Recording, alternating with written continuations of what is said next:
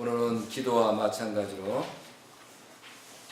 일본을 위해서 정성과 실체의 조건을 세워서 일본을 구하자라는 내용을 가지고 오늘 말씀을 하도록 하겠습니다. 우선 아버님께서는 최봉춘 선교사를 1958년도 7월 15일 날 선교사를 파견했습니다. 그 파견하는 내용을 우리 시바타 미키코 분이 그때 당시에 말씀을 훈독하는 시간을 갖도록 하겠습니다.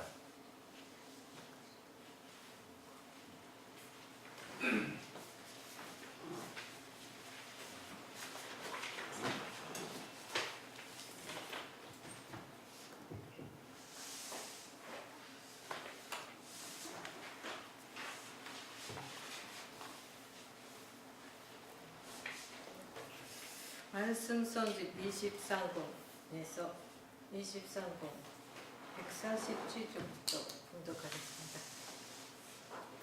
어려웠던 일본 선교. 일본은 원수의 나라지만 그런 일본이 앞으로 한국을 위하게 될 것이라는 신념이 있었기 때문에 10여 년 전 자유단 때 감옥에 들어가고 쫓기는 몸으로도 빚으로 얻은 돈을 가지고 그때 돈이 어디 있었겠어요? 미르선을 태워서 일본에 선교사를 보냈습니다. 그렇지만 나라에서는 그것을 아는 사람이 없었습니다. 그래서 선생님은 신념만 두고 봐라. 이것이 복지국가의 국민으로서 위험 행위인 줄 알지만 틀림없이 아시아에는 자유롭게 이렇게 할 때가 올 것이다. 그때를 위하여 내가 지금 민족의 반역자로 몰리더라도 이 일을 하겠다. 이러한 정의에 입각한 내 신념과 행동을 역사가 보증할 날이 올 것이다 생각하고 당연코 행하였습니다. 그때 동길교회 식구들은 굶다시피 하는 때였어요. 사진으로 팔아서 겨우 그날 사는 형편이었습니다. 그런데도 지금 돈으로 150만 원 정도의 빚을 얻어서 밀선으로 태워 보냈습니다. 그 전에 춘천도에 있는 갑사라는 절에서 선생님이 그에게 말하기를 내가 무사히 도착할 때까지 잠을 안 자고 너를 위해 기도하고 너를 위해 전선 드리고 할 것이다. 죽더라도 임무를 다할 때까지는 나타나지 말라고 했습니다. 그런데 그가 요술을 통해 일본으로 가자 붙잡혀 오무라 수용소에 갇히게 되었어요. 그리하여 일주일 이내에 도로 송환될 처지가 되었습니다. 그러나 선생님한테 표를 받아 들고 생명을 걸고 갔던 사나이가 목이 잘려서 죽으면 죽었지 돌아올 수 있어요? 환송되기 위해 시모노세키로 가던 중 유류차에서 뛰어내리려니 기차의 속도가 빠르고 골이 많아 그럴 수가 없었다는 것입니다. 그리하여 시모노세키에 도착되어 다시 수용소에 갇혀서 성환되기만을 기다리는 입장이 되었습니다. 그렇게 되면 모든 것이 다 무너지는 것이죠. 그래서 한 깨를 내어 금식을 했답니다. 일주일, 열흘 계속 금식 아닌 금식에 소금만을 먹고 나니 열병 같은 것을 앓게 되어 가물어쳤다는군요. 그렇게 깨병을 얻어 병원에서 치료한다고 입원해 있다가 도망을 쳐버렸던 것입니다. 그렇게 하여 전도를 해서 지금의 7, 8만 명의 동길교회 연사들을 만들어낸 것입니다. 그리하여 이제 일본 정부는 동길교회가 아니면 안 될 현재까지 온 것입니다. 요전에 일본에 있는 한국 대사관의 홍보관을 선생님이 만나서 야단을 쳤습니다. 인자네들이 지금까지 동길교회를 비판했다는 것을 알고 있다. 하지만 지금은 일본이 통일교회의 신세를 져야 하는 입장인데도 반대하고 있지 않느냐고 했더니 이제부터는 안 그럴 것입니다 라고 했습니다. 요전에 그렇게 보고를 했어요. 이제는 통일교회에 대해 고맙게 생각하고 있거든요. 그러니 선생님이 잘했어요 못했어요? 잘하셨습니다. 지금은 선생님이 몇 년만 하게 되면 일본은 무슨 일이든 다 합니다. 공산당 놈들이나 일본의 시시한 패들을 잡아 없앨 수 있는 기반을 통일교회가 갖고 있다는 거예요. 이것이 더 거질 것입니다. 6,7일 만에 가까운 건장한 청년들이 정예부대를 조직해서 지금 일본 공산당과 막 부딪힐 준비를 하고 있습니다. 그래서 이번에 선생님의 취지로 동경 사건을 이렇게 저렇게 처리하라고 지시하고 왔습니다. 앞으로 여기에 반대하는 공산당의 불확실을 어떻게 분쇄해야 할 것인가 하는 문제를 일본의 저명 인사들과 의견을 교환하여 거기에 대한 계획을 짜놓고 지금 돌아왔습니다. 그러나 그 사건이 또 모르가 시시해서 그렇게 된 이것이 알려지게 되면 동길교회 문 선생이 일본을 위해 공헌한 것을 알게 될 것입니다.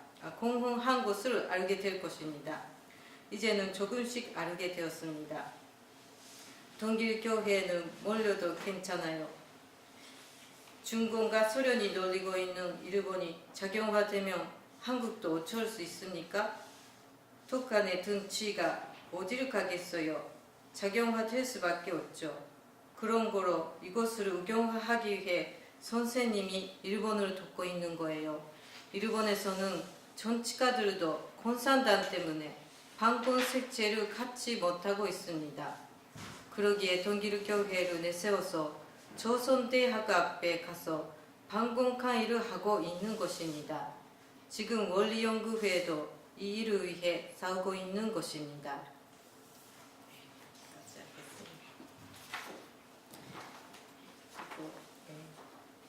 나는 누구이며 무슨 일을 하고 있는가? 도피하기 전 우리의 자세. 우선 나를 먼저 구할 것인가? 하나님이 중심인지 그것을 분별하여야 한다. 그리고 도피하는 목적이 정확하고 분명해야 도피한 곳에서 살 수 있다. 잘못하면 나 자신을 스스로 저주하고 스스로 목숨을 위협하고 공격한다. 다른 사람들의 비난보다 나 자신이 무서운 것이다. 예수님 십자가의 길을 가시고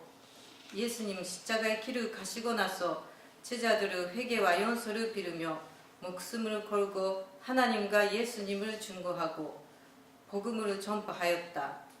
어디를 가든 그 나라와 그 백성을 구하기 위한 생활이었다.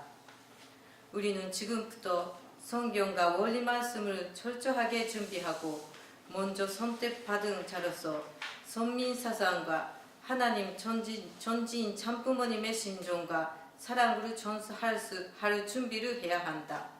그리고 전성과 조건을 세우고 그 나라를 구하겠다는 위하는 마음으로 출발되어야 그 나라에 가서도 하나님의 영광과 사랑 속에서 복음을 전할 수 있다.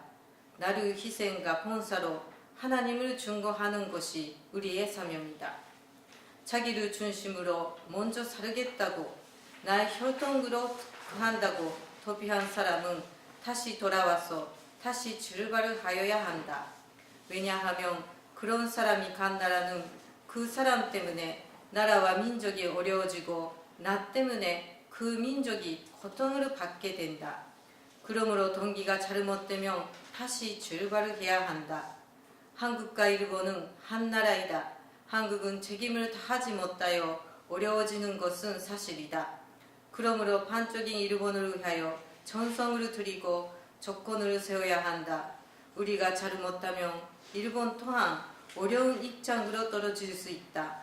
사생결단 전력 투구해야 한다. 자기 중심한 도피자는 처음에는 다른 사람 앞에서 많은 활동을 하지만 위험할 때는 다시 도망친다. 그런 사람을 책임자로 세우면 큰일 난다. 누구나 한 번 실수는 연소가 될 수 있지만 두 번은 연소가 없다. 우리들은 하나님이 천지인 장부모님과 대신자 정일국 왕님을 증거하는 위인이 되어야 기쁨과 축복의 영광을 얻을 수 있다.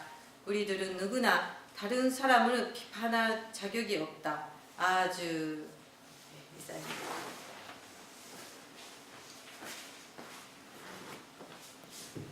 예, 고맙습니다. 1958년도에 7월 15일 날 최봉춘 선교사님을 일본에 파송을 했습니다. 그때 아까 얼마라고 그랬죠? 150만 원 정도 됐죠.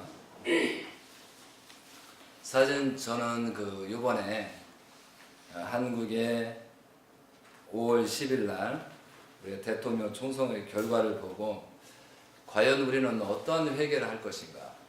그동안에 모든 일이 결과가 나타났는데도 불구하고 우리는 중심자들, 또 특히 책임자들 어떠한 자세가 있어야 되냐 생각할 때 정말 회개와 용서를 비는 그런 기준이 없었던 것 같아요.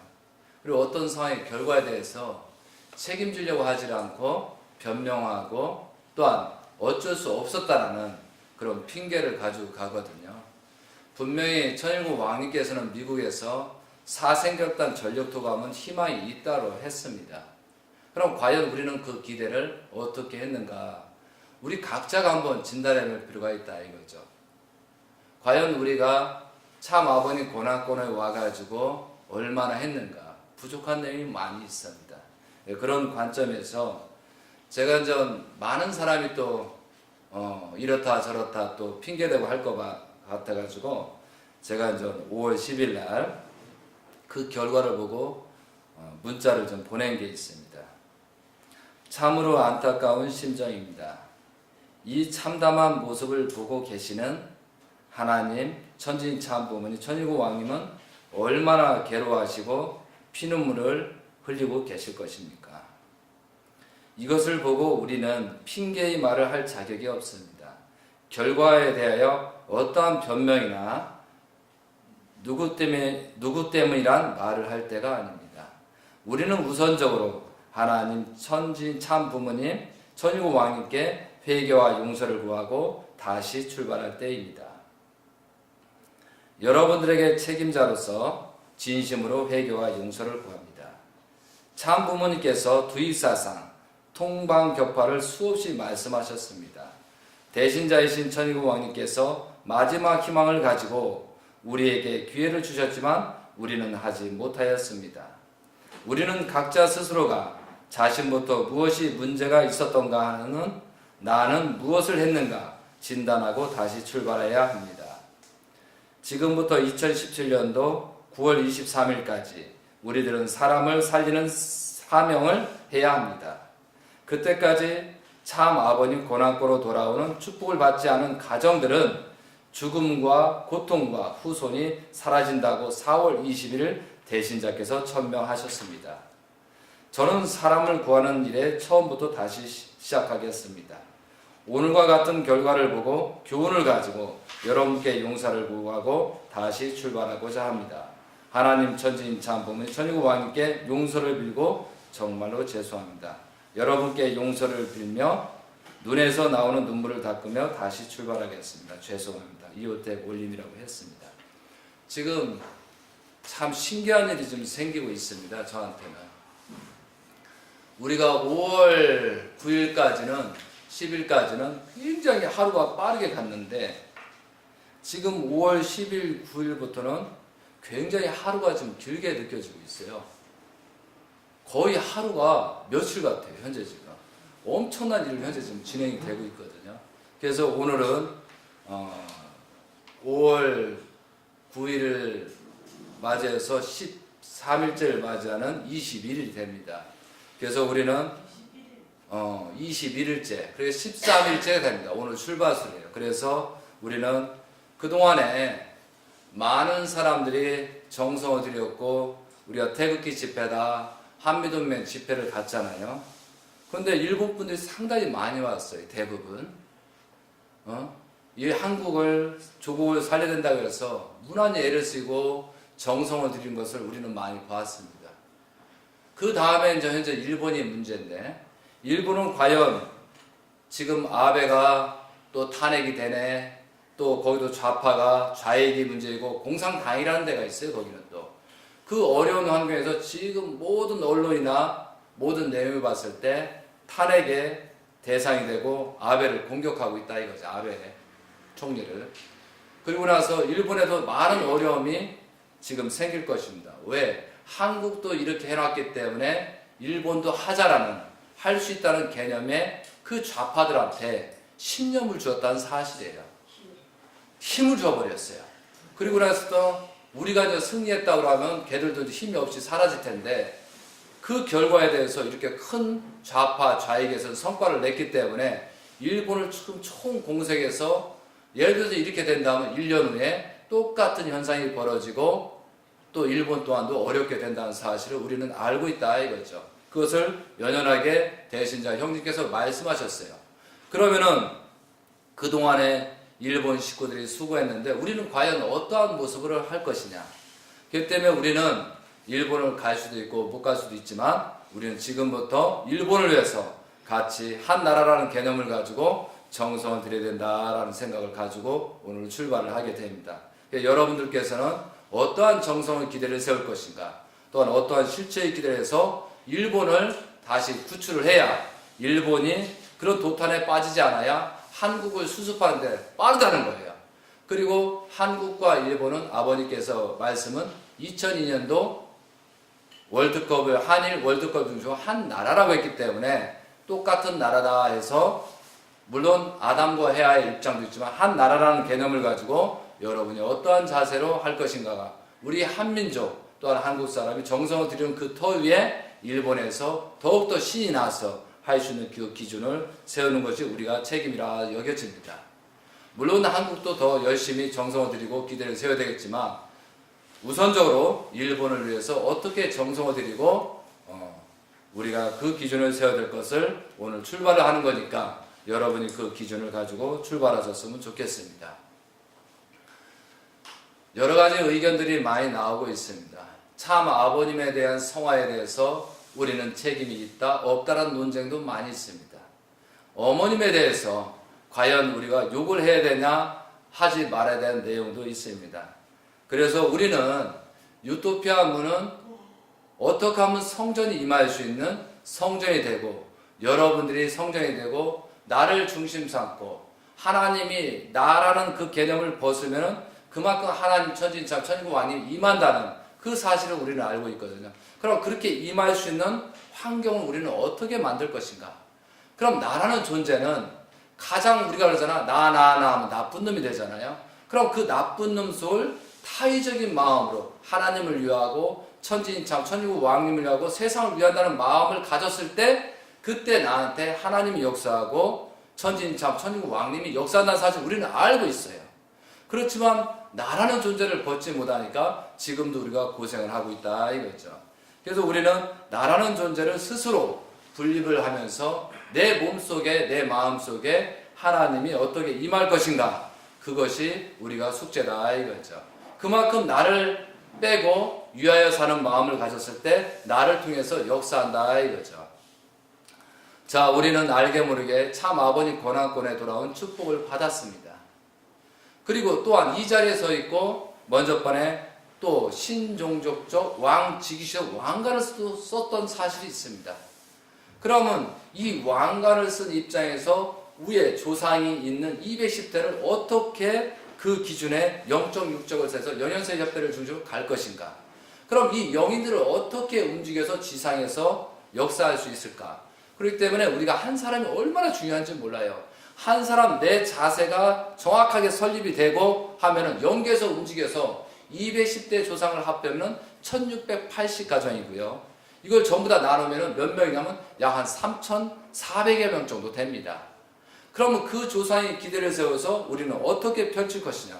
그러니까 우리는 하나가 아니고 영계를 대표하고 모든 축복과정 대표하고 우리가 하나의 정도껏 섰을 때 어떻게 보면 한 명부터 100명, 1000명, 10,000명, 억명, 10억까지도 그 이상까지도 살릴 수 있는 기준이 세운다는 거죠. 이것이 재림주예요. 또한 천지인 참 부모님께서 6,000년 역사를 거쳐서 오셔가지고 그 기대를 세웠기 때문에 인류를 구원하는 것처럼 우리도 신종족적 메시아란 말이에요. 그러니까 메시아로서 어떤 기대를 세웠을 때 많은 사람, 숫자를 헤아릴 만큼도 얼마나 큰 많은 사람 살릴 수 있다는 기준을 세워서 우리가 이 시간을 어떻게 출발할 것인가를 다시 한번 생각하는 시간을 가졌으면 좋겠습니다. 그래서 저는 유토피아 문 성전 또한 우리는 어떠한 입장에서 그 기준을 세울 것인가 여러 가지 말들이 많아서 제가 문자로 보낸 내용이 있습니다. 그 문자를 김동춘 순회사님께서 한번 말씀을 좀 해주셨으면 좋겠습니다. 예.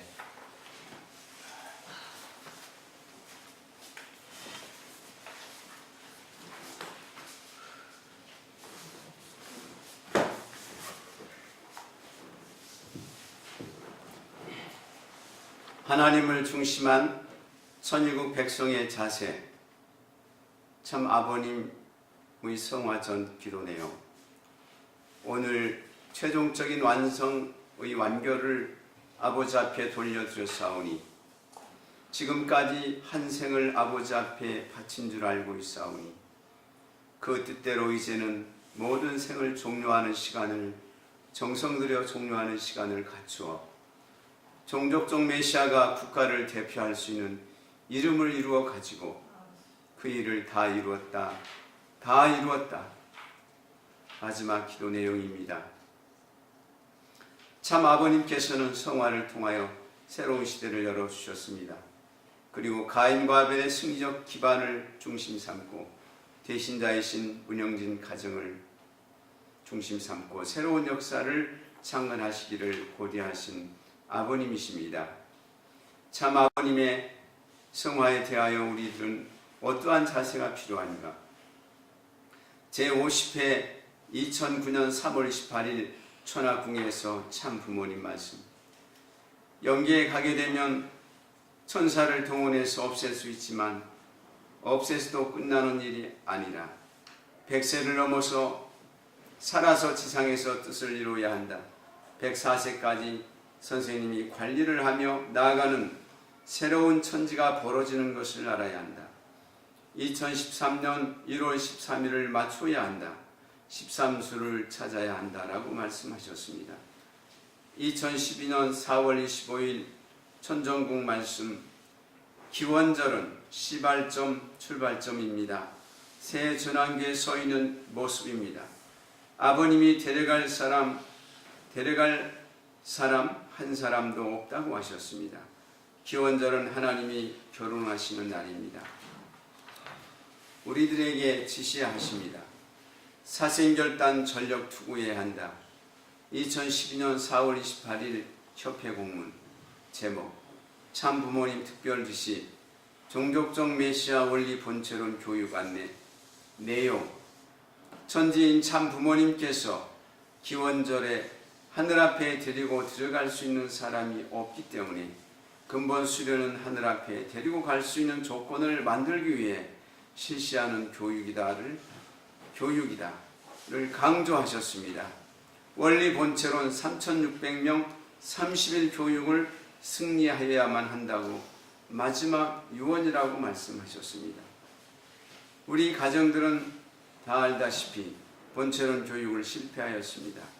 그리고 참 아버님께서 6월 13일 월드센터에서 강연시에 컵을 던지시며 그 이후에 여러 곳에서 유언을 하시고 영계 가실 것을 말씀하셨습니다. 그리고 6천년에 재림 주님이 오셨는데 병원에서 성화하신 것입니다. 재림 주님은 만천하의 영광과 찬양 속에서 성화하셔야 할 하나님의 계획이었습니다. 과연 우리들은 참 아버님 성화에 대하여 죄가 없을까요? 우리들이 사명을 다하지 못하여 올바른 기원절을 맞이하지 못한 내용은 엄청난 죄인이라고 생각합니다. 그래서 회개와 용서를 빌며 생명을 연장시켜준 감사를 올리고 앞으로 최선을 다하고 사생결단 전력 투구하며 대신자 문영진님을 중심 삼고 가야 할 길입니다. 대신자이신 문영진 천일구 왕님께서는 참 아버님에 대한 말씀을 강하게 하십니다. 저는 그렇게 말씀하시는 이유가 섭리적으로 깊은 뜻이 있다고 생각합니다. 그러나 참 아버님 고난권에 돌아온 축복 가정들의 일부가 참 어머님에 대하여 비판하고 있으며 탄핵해야 한다고 주장하고 있습니다. 저는 이것에 대하여 각자의 자유와 책임이 있다고 하니 더 이상 말하고 싶지 않습니다. 그러나 이것을 알아야 합니다. 2016년 1월까지 3,000가정 이상 축복을 받았습니다. 2016년 2월부터 지금까지 아주 적은 전도 실적입니다. 무엇이 문제일까요? 전 이렇게 생각합니다. 회개와 용서를 빌고 감사와 성령이 충만하도록 환경을 만들지 못한 결과이며 타락의 근성을 버리지 못한 남의 탓으로 욕만 하는 사람이 너무 많은 이유입니다. 저는 누구를 비난하고 싶지 않습니다. 특히 참 어머님을 비난할 자격도 없습니다. 그렇다고 참 어머님께서 잘못이 없다라는 의미는 아닙니다. 천일국 왕님의 말씀에 절대 복종합니다. 저는 처음부터 비난보다 이러한 마음으로 하고자 했습니다. 참 어머님을 우리가 어떻게 하면 해방석방시킬 수 있을까? 과거처럼 참 어머니 모습을 어떻게 찾아드릴 것인가? 우리들이 비판한다고 해서 가정연합 사람들이 돌아올 수 있을까? 과연 비판만 하는 것이 옳은 일인가? 저는 어머님을 석방시키는 일을 어떻게 하면 좋을까? 2015년부터 섭리활동과 강의를 하면서 저는 이렇게 생각하였습니다. 그동안 잘못된 모든 내용을 우리들 모두가 대신하여 회개와 용서를 빌고 죄인된 입장에서 한 사람이라도 대신자 문영진님을 중심으로 가정들을 많이 찾아서 기대를 세우고 대신자 문영진님을 따르게 하는 것이 제1차 목표였습니다. 그 다음 단계는 사생결단하고 참된 복귀섭리 중심자를 많이 찾아서 당당한 모습으로 천정궁 참어머님께 찾아가서 참아버님 연기에 가신 이후 얼마나 고생하셨습니까? 대신자 문영진님 중심으로 기대를 세우는 사람들이 많으니 어머님 이제 그만하시고 우리가 있으니 걱정 마시고 저희들을 믿고 이제 모든 것을 돌려주세요. 대신자 당신이 가장 사랑하는 막내 아들 곁으로 오십시오라고 말할 수 있는 조건을 세우고자 하였습니다. 그것이 우리가 해야 할 진정한 사명이라고 판단하고 회개와 용서를 강조하였던 것입니다. 진실로 어떻게 하는 것이 좋은 일일까요? 저는 어머님을 비난하는 것보다 참 아버님 권한꾼으로 돌아온 축복 가정들이 절대적으로 대신자를 중심 삼고 참된 자리를 지키면서 어느 누가 보아도 모범적이고 회개와 용서를 빌고 성령이 충만한 성도의 입장이 되었어야만 그것을 보고 가정연합 식구들이 회개와 용서를 빌고 대신자를 믿고 따를 것이라고 판단하고 지금까지 활동하고 있습니다. 여러 식구님, 2016년 2월 전과 후에 우리들은 어떠한 모습인가? 무엇이 문제가 있었던가? 비판의 글을 올린 사람들은 전도 실적이 많았는가? 우리들의 얼굴은 성령으로 넘치고 있으며 진실로 대신자의 기대를 중심자로서 역할과 사명을 다하는 모습을 하고 있는가? 조금만 나와 생각이 다르다고 해서 비방하고 욕하는 모습은 아니었는가? 그래서 앞에 나와서 섭리한다고 노력하는 사람 격려하지 않고 비방하고 욕하는 사람들, 그 사람들은 많은 사람을 전도하고 있는가? 가만히 있으면서 카톡만 보고 비판글만 올리는 사람 아닌가? 요즘 활동은 줄어들고 방에서 카톡만 보는 사람. 여러분, 대신자 천일국 왕님께서 우리를 살리고자 사생결단 전력 투구하시는데 지금부터라도 우리들은 참다운 정체성을 찾아야 합니다. 그리고 성령이 역사하는 나를 만들어야 합니다. 저는 항상 생각합니다. 하나님, 천지인 참부모님, 천일국 왕님께서 나의 몸을 사용할 수 있으니 사용할 수 있는 나 자신이 되고 있는가?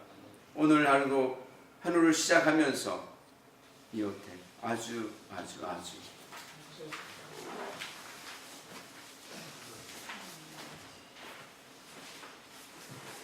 감사합니다.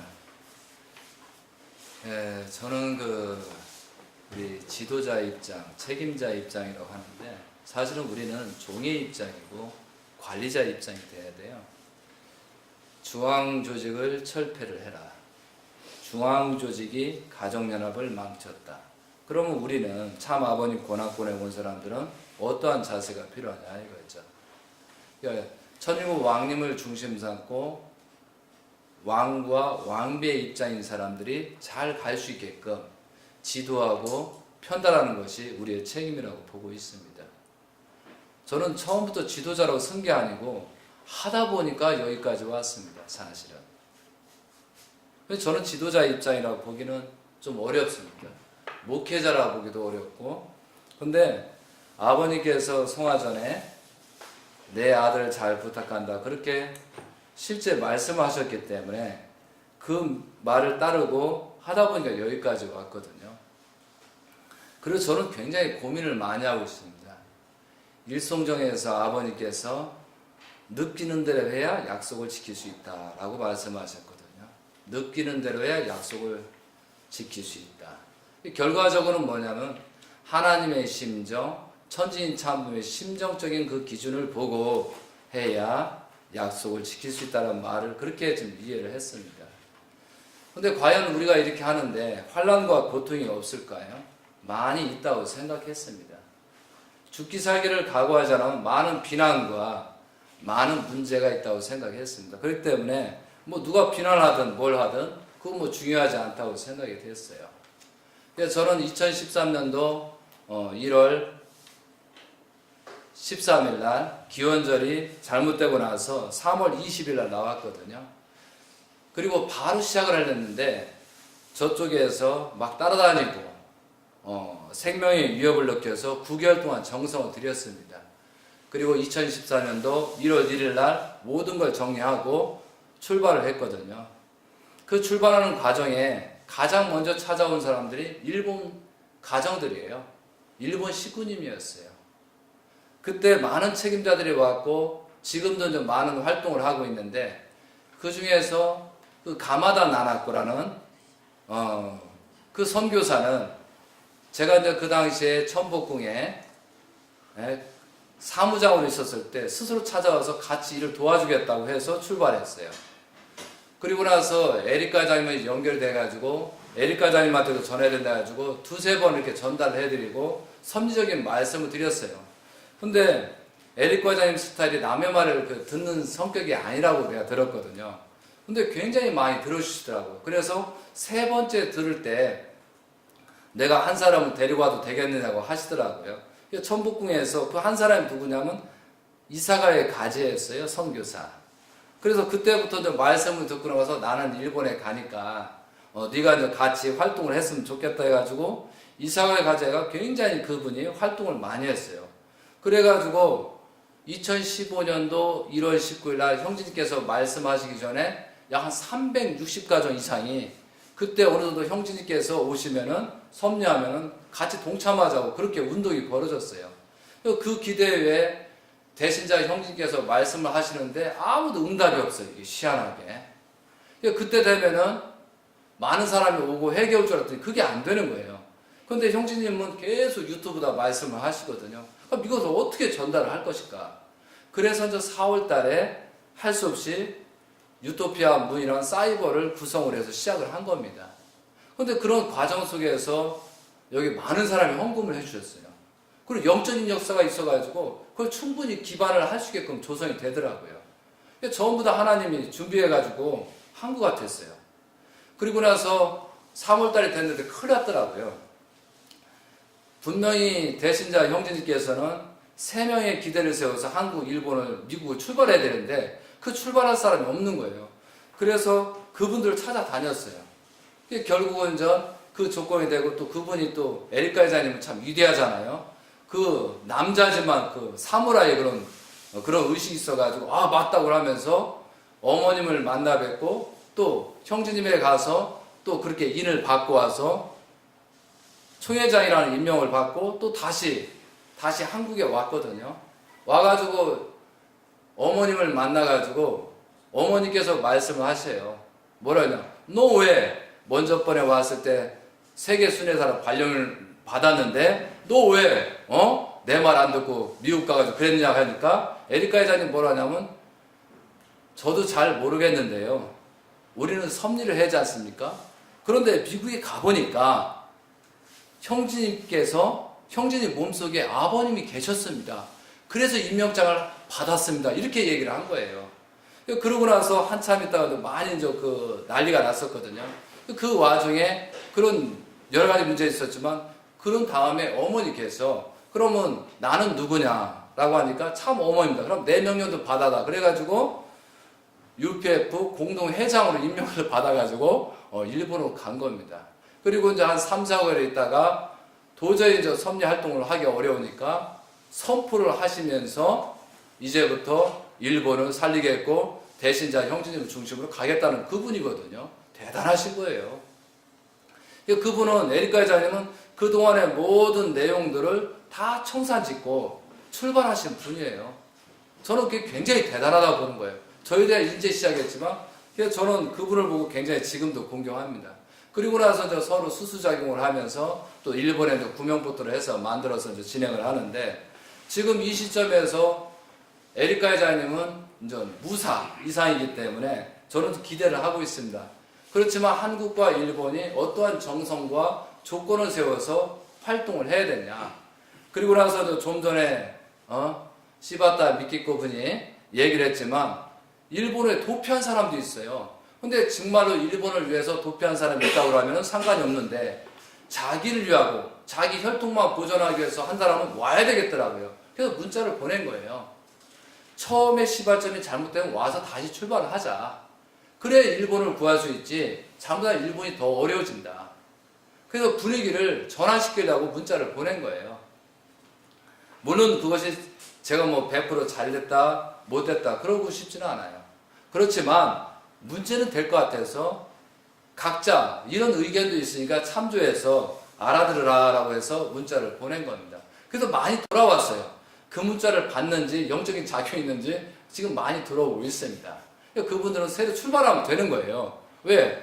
과거를 가지고 누가 욕하는 사람은 없다는 거죠. 새로 출발한 사람. 왜? 그런 시너지, 그런 역사가 벌어져야 되거든요. 자, 우리가 정말로 5월 9일날 총선거를 우리가 해서 대통령을 뽑는데 우리의 자세 한번 보자고요. 도피하는 사람, 저쪽 남쪽으로 밑에 내려가 있는 사람, 별 사람 다 봤거든요. 태극기 집회하던 사람이 어느 한 날 없어져서 가보니까 일본 가기도 어디 숨어버렸지. 여기도 마찬가지예요. 도망간 사람이 있어요. 그것을 보면서 그 사람은 난 잘했다 못했다 질타가 아니고 한 마음이 안 됐다는 게 문제예요. 그리고 사생결단 전력 투구하지 않은 게 문제라 이거죠. 그렇기 때문에 우리는 일본이 현재 지금 싸움이 시작됐습니다. 그럼 우리는 거기에서 하나가 일심일체가 되도록 우리가 정성과 기대를 세워야 되고 그동안에 우리가 수고를 했잖아요. 일본 분이 많이 수고했어요. 그거에 대해서 우리도 답례를 해야 된다. 그럼 그 답례를 몇 배, 10배 이상을 해야 된다. 그럼 지금부터 활동을 해야 된다 이거죠. 아시겠죠? 그런 마음으로 우리가 정성을 들여야 일본도 어렵지 않고 그 승리의 기대를 이뤄서 그 기대 외에 다시 또 한국을 또한 세계를 구원할 수 있는 조건이 된다는 사실을 아셨으면 좋겠습니다. 그래서 우리가 저는 2015년도 그 준비를 해가지고 7월 17일 날 저도 깜짝 놀랐어요. 17일 날 천일국 왕님께서 왕관을 용포를 쓰시고 기원전을 새 출발하잖아요. 그러면서 그때도 이제 어떻게 하면은 많은 사람을 전도할까 해가지고 그때 한국에서 아마 360가정 정도 했어요. 그 중에 이제 인원이 적게 측정돼서 그래서 우리가 3분의 1은 할 거니까 반은 할 거니까 최대한 높이자 해가지고 360가정까지 올렸거든요. 그리고 이제 2010년도 1월 6일 날 유월 날 우리는 이제 40명이 넘게끔 미국을 갔습니다. 그래서 3,000가정을 살리는데 그래도 조금이라도 도움이 됐다는 것이 저는 기쁨이었습니다. 그리고 나서 다시 재출발해야 되거든요. 우리가 그때 다 놓고 회개와 용서를 빌고 왜? 대신자 천일국 왕님께서는 모든 것을 다 조건을 우리를 구했잖아요. 그러니까 우리는 다시 조건을 회개와 용서를 다시 출발해야 돼요. 그래서 저는 미국에 갔다 와서 7일 동안 7일째 이제 와가지고 40일 정성을 들여가지고 어디를 갔습니까? 3월 30일 강화도 만이산에 갔어요. 만이산에 가가지고 그 만이산 국대 참성단인가요? 참성단에 성별을 하고 그리고 나 천일국 첩법을 반복하고 우리는 시작했어요. 여기 뭐 나이 드신 분이 막 열성적으로 가가지고 그때 놀랬습니다.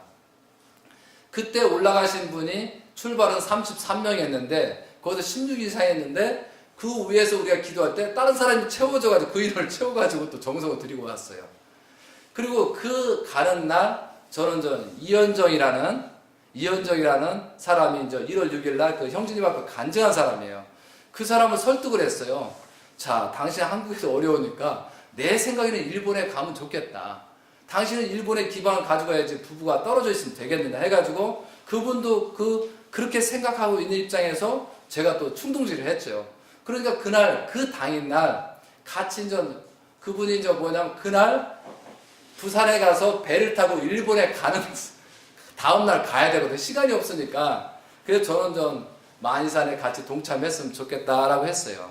근데 그분이 새벽이 먼저 출발해서 만이산에 가서 기도를 하고 내려오는 거예요. 내려올 때 제가 만난 거예요. 그래서 거기서 이제 사진도 찍었기 때문에 그리고 나서 제가 이제 만이산 갔다 와가지고 자, 일본을 출발하는데 어떻게 갈 거냐. 배를 타고 간다 하더라고요. 부산에서.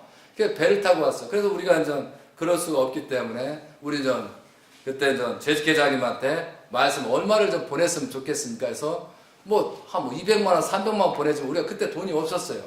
그래서 120만 원, 40만 원, 아마 160만 원 정도 아마 여비를 보냈던 것 같습니다. 그래가지고 사실은 그 기준을 세웠어요. 그래서 저는 뭐냐면 그분이 거기 가서 어떠한 일을 하고 안 하고 그건 저는 그렇게 평가하고 싶지는 않아요. 그렇지만 그 배를 타고 울면서 가가지고 일본을 살리겠다는 그 마음이 대단하더라고요. 한번 박수 한번 좀 쳐주세요. 아마 지금은 여러 가지 어려움이 있을 거예요. 그렇지만 어느 시점이 되면은 또 굉장히 의인으로서 일을 할 겁니다. 그래서 에릭과장님과 연결을 해가지고 그렇게 이제 일을 하셨으면 좋겠다라고 했습니다. 아마 정성을 굉장히 많이 드리는 걸로 알고 있습니다. 지금 저는 에릭과장님 보면서 여러 가지 느끼는 게 많아요. 그분은 굉장히 파괴력이 많습니다. 그리고 나서 이제 구명보트를 또 해가지고 또 한국에도 작년에 했지 않습니까? 그리고 나서 이제 여러 가지 하는데 한국은 또 쉽지 않았을 거예요. 근데 여러 가지 어려움이 있었지만 그래도 한국을 살리겠다라고 한국과 일본이 하나 돼서 같이 가야 됐다는 그런 기준이라고 보고 있습니다. 그럼 이 시점에서는 우리는 어떻게 될 거냐? 일본을 어떻게 협조하고 어떻게 정성을 들일 것이냐? 이것에 대해 정확하게 우리가 설정을 하고 가야 되지. 오히려 또 시기하고 질투하면서 우리는 못했으니까 거기는 잘 될 수 있어? 이런 식으로 하면 안 된다는 거죠. 그러니까 우리가 정성을 모아서 일심일체의 마음으로 일본을 구하고 또 한국을 다시 구할 수 있는 그런 마음의 기대를 세우셨으면 좋겠습니다. 그래서 저는 오늘 갑자기 아침에 잠 한숨을 못 잤어요. 잠 한숨을 못 잤는데 이상하게 그동안에 왼수라는 사람이 다 나타나가지고 아주 밤새도록 헤맸거든요, 사실은. 그리고 나서 이제 아침에 일어나서 도대체 이게 무슨 일인가 싶어가지고 오늘 내가 예배를 잘 드릴 수 있는가 또 걱정을 했어요. 그러다가 갑자기 그러면 그렇지. 이제 가만히 보니까 오늘 13일째네. 대통령이 선거되면 그럼 오늘은 20일에 출발을 해야 되겠다. 그래서 이제 일본에 전화를 했습니다. 전화를 해서 일본에 이런 어려움이 있고 저런 있는데 여기서도 출발을 하겠습니다. 그래서 구명보트를 다시 또 재건을 해야 되겠습니다. 또 기존에 해왔던 거하고 우리하고 엮어서 우리가 내적으로는 우리가 정성을 드리겠습니다라고 해서 내가 이제 여기 시바타 미키코를 구명보트 요원으로 선발대가 나서라고 그렇게 해서 했으면 좋겠다 하고 미국으로 보고를 하라고 그랬어요.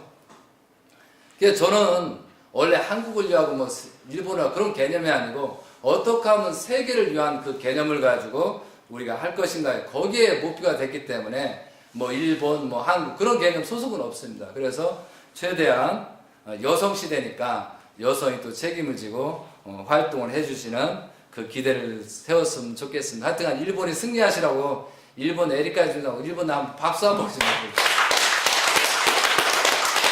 그리고 이제 한국에 그동안에 일본 사람 수고 많았고 이제 또 새롭게 출발해야 되니까 거기에 또 힘을 넣어줘야 박수 한번 좀 치겠습니다. 자, 우리가 많은 사람이 비판하고 평가를 합니다. 근데 저도 좀 많은 비난을 받았지만 그 당사자한테 그럽니다. 비난하고 평가하고 욕하는 건 좋다. 그러나 대안 없이는 하지 마라. 비판할 때 대안 없이는 하지 마라. 그럼 내가 이제 비판하는 사람 대안이 뭐냐라고 합니다. 물론 저도 부족한 내용이 많지만 그 대안이 뭐냐? 아무 말도 못해요.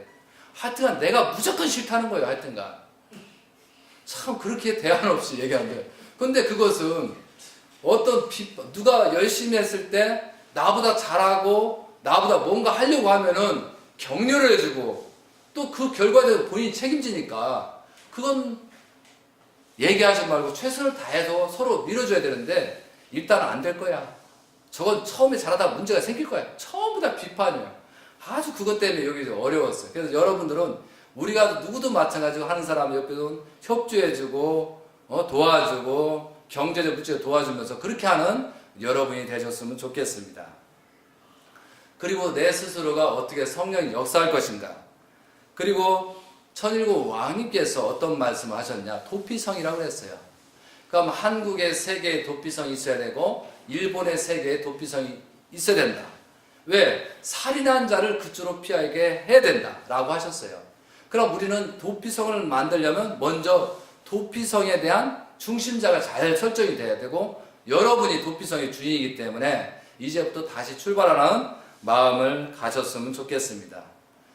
예수님께서 십자가의 길을 가시고 나서 3일 만에 부활해가지고 40일 만에 영적인 역사를 했습니다.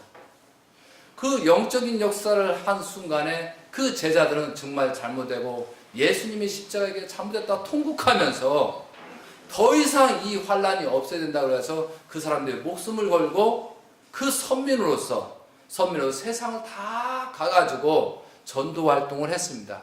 그래서 로마가 400년 만에 자연굴복되고 세상이 기독교로 전파한 건 사실이에요. 그런데 우리는 93년이라는 그런 노정의 참 아버님께서 역사를 하셨어요. 그런데 예수님은 공생은 3년밖에 안 돼요. 그 3년밖에 안 되는 사람들이 또한 영적인 역사에 의해 가지고 40일 영적 뉴스에 거기에 감동 감화를 받아서 목숨을 걸고 십자가의 길을 가면서 그렇게 선교 활동을 했다는 사실이에요. 그리고 거기에 단 한 사람도 도피한 사람이 아니고 그 나라를 위하고 말씀을 전달하고 하나님의 말씀 심정을 전달하고 예수님의 그 살아왔던 노정을 전도하고 간증하는 그런 삶이었다는 거죠. 그럼 우리를 한번 살펴보자고요. 아버님 성화로 말미암아 대신자 천일국 왕님께서는 우리를 살리려고 40년 탕감 조건을 4년으로 탕감 조건을 세우잖아요. 그러면서 우리 승리 기대를 이루고 있는 판에 우리들은 무엇을 하고 있느냐 이거죠. 아버님이 93년이면 예수님보다 21배예요. 21배라는 그런 말씀과 수많은 그 기대를 세웠는데 우리 자신들은 지금 무엇을 하고 있느냐 이거죠. 통일교가 어떻다, 가정연합이 어떻다, 기독교 어떻다, 그거 비난할 게 아니고 우리 자신들은 어떠한 자세냐 이거죠. 자, 때가 되면 어느 때면 우리도 도피해야 된다고 얘기했습니다. 정말 우리가 책임을 다하지 못해서 한국이 더 이상 어려워질 때는 우리가 혈통을 보존하기 위해서 도피를 해야 된다라고 말씀하셨답니다. 때는 가르쳐주지 않았어요. 그러나 때가 되면 도피할 수 있는 상황이니까 준비를 해라고 그랬습니다. 그럼 우리가 도피를 했을 때 만약 준비를 할 때 뭘 준비를 할 거냐? 과연 우리가 생명을 부지하기 위해서 도피를 해야 되냐? 우리 혈통을 보존해서 도피를 해야 되냐?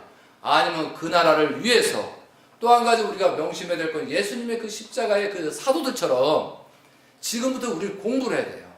원리 공부, 성경 공부, 그리고 특히 하나님을 증거해 주는 내용. 또한 천일국 왕님이신 천지인 참부모님을 증거해 주는 내용. 아버님 재림주가 93년 때 그 재림주를 전부 다 집에서 나는 이분을 어떻게 증거할 것이냐. 그리고 대신자 형제님을 요한계시를 통해서 어떻게 증거할 것이라. 이것이 조건이 생기자면 그 나라에 가서 다시 쫓겨나요. 그리고 그 나라를 이 말씀을 가지고 생명의 말씀을 가지고 그런 정성과 그 기대를 우리는 철저하게 지금 길어봐야 1년밖에 안 남았어요. 그럼 1년 동안 그 기대를 세워가지고 우리 스스로가 성령이 역사하는 모습으로 그 나라를 출발하든가 어디를 가든가 해야 되지. 그래야 그 사람들이 기도를 하든 뭐든 영적인 역사에서 맞이할 수 있다는 거죠. 이게 중요한 거예요. 지금 아시겠어요? 돈 벌어서 모아 도뼈 그게 아니고 그 사람들이 충분히 나를 맞이할 수 있는 조건을 지금부터 빨리 만들어야 돼요. 그래야 도피할 수 있어요. 그리고 도피해서 그 사람들을 만들어라. 그리고 3년 6개월 동안 환란이 있다고 생각해요. 그 3년 4년 동안 환란해서 그 나라를 위해서 구출을 하는 자고 그 나라에서 선민으로서 예를 갖추고 철저하게 관리를 했었을 때 그 나라에 복을 준다. 그러면 2023년도에 다시 돌아올 수 있어요. 그러니까 그럴 때 많은 물질과 모든 영적인 가서 다시 돌아와서 한국을 살리는 작업을 한다는 것이 현재 요한계시에 기록된 내용이다 이거죠. 분명히 이걸 알아야 돼요. 그러니까 지금부터 뭐 어디로 갈까 어디로 할까 그런 거 나한테 물어보지 마요. 언제 도피할 그런 거 물어보지 말고 자신이 알게 된다 이거죠. 자신이 깨우치면 그 기대에서 알 거다 이거죠. 그리고 정 모르면 대신자 형제가 언제까지 도피하라고 분명히 말씀해 줄 때가 와요. 그때 가면 되는 거예요. 그러나 지금은 우리는 준비해야 된다 이거죠. 아시겠어요? 자, 분명히 말씀하셨어요. 여러 가지 준비를 하는데 나는 어떻게 할 것인가? 나는 어떠한 기대를 세울 것인가? 그리고 일본을 위해서 어떻게 정성을 들일 것이냐? 한국을 위해서 어떻게 세계를 위해서 어떻게 정성을 들일까가 중요하다 이거죠. 저는 소실히 마음하면은 참 아버님께서 성하셨죠. 어머님 저렇게 됐죠. 참자녀 저렇게 했죠. 대신자 형제는 미국으로 갈 수밖에 없는 사정이었죠. 그럼 우리는 엄청난 죄를 치러야 돼요. 받아야 돼요. 분명히 죄를 받지 않고 넘어갈 길은 없어요. 분명히 탕감을 받아야 돼요. 근데 그 탕감을 어떻게 조건적으로 완화하면서 받을까가 문제지, 그 탕감 조치를 안 받으려고 하면 이것도 나쁜 놈이라요. 나쁜 놈. 순 나쁜 놈이야. 왜? 죄를 졌으면 받아야죠. 그래서 저는 요즘 가끔 기도하는 것이 대신자 형제님 부탁드립니다. 한국을 위해서 우리를 위해서 더 이상 희생을 하지 않았으면 좋겠습니다. 한국을 버리든 일본을 버리든 세계를 버리더라도 형제님께서 천일국 왕님께서 섭리하는데 문제가 있으면 안 되겠습니다라고 기도를 하고 있어요. 왜? 더 이상 희생이 없어야 되기 때문에. 한국을 위하고 우리를 위해서 형제님 뭘 해주기를 하는 사람은 그 사람 다 사탄이야. 다 사탄. 내가 볼 때는. 왜? 나를 중심으로 했기 때문에. 이해되시겠습니까? 그러니까 우리는 어떠한 기대를 가지고 섭리에서 중심으로 의인이 자리를 지키라는 게 그거예요. 우리는 어떠한 자리를 지킬 것이냐. 그래서 많이 노력하는 사람도 있습니다. 그러나 절대적인 이제부터는 대신자 형님께서 말씀한 내용이 요한계시에 전부 다 기록이 돼 있어요. 너무 놀랄 정도.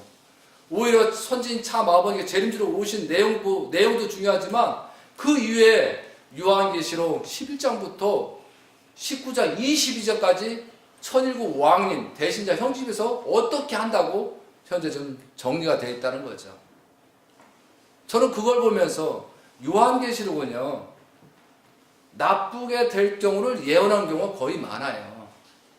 이렇게 되면 안 돼요. 그렇기 때문에 이런 징후가 생겼을 때 너희들이 빨리 회개와 용서를 기대를 세워야 이런 문제가 없다라고 한 것이 요한계시록입니다. 대부분이. 그리고 어느 목시점 하나님의 섭리 기준에서 그때는 이런 승리가 온다라고 하는 거예요. 이해되시겠어요? 그것을 우리는 알아야 돼요. 그래서 너무 요한계시록도 되기 때문에 지금 굉장히 심각해요. 좀 전에도 말씀드렸지만 2017년도 9월 23일까지 우리는 최선을 해서 그동안에 통일교회 2년 됐던 사람들을 전도해야 됩니다.